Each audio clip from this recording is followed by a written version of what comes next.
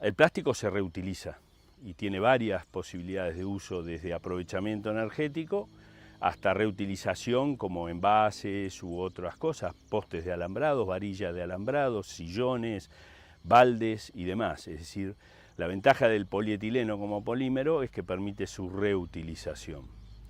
Lo que sí es importante considerar en este punto es que tienen que ser la estrategia de organización de la recolección tiene que venir desde el área gubernamental más que nada, porque hay que crear la conciencia en el productor de que ese plástico tiene otro uso, hay que armar centros de recolección y hay que armar plantas de reproceso, que según tengo entendido, por ejemplo en Salta hay dos opciones como para darle una salida a ese polietileno.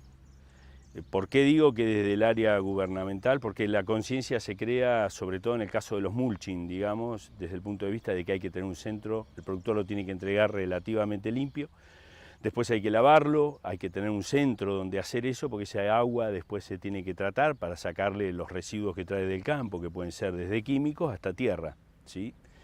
Y porque es lo que se hace habitualmente en el mundo.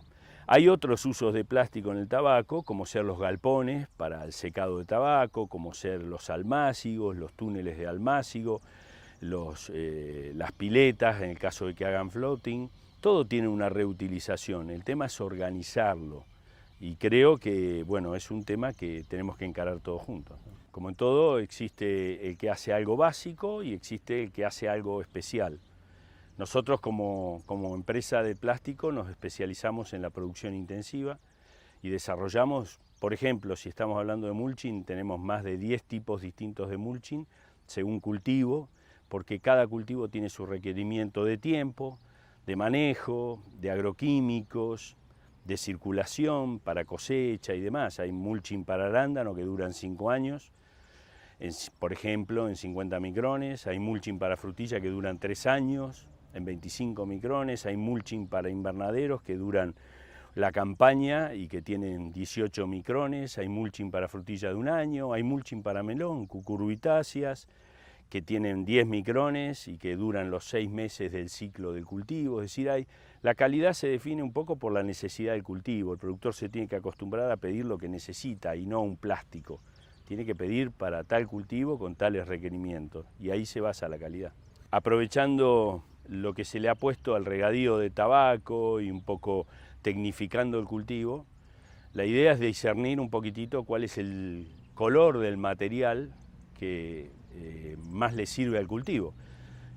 Existen los plásticos transparentes, existen los plásticos coloreados con distintos objetivos, existen los plásticos negros y los blanco-negro, por ejemplo. Se aplican según la época de trasplante, según yo quiera adelantar el cultivo, según yo quiera reflejar luz para controlar insectos, según yo quiera enfriar o calentar el sustrato, desarrollar materia orgánica, tener más nitrificación o menor.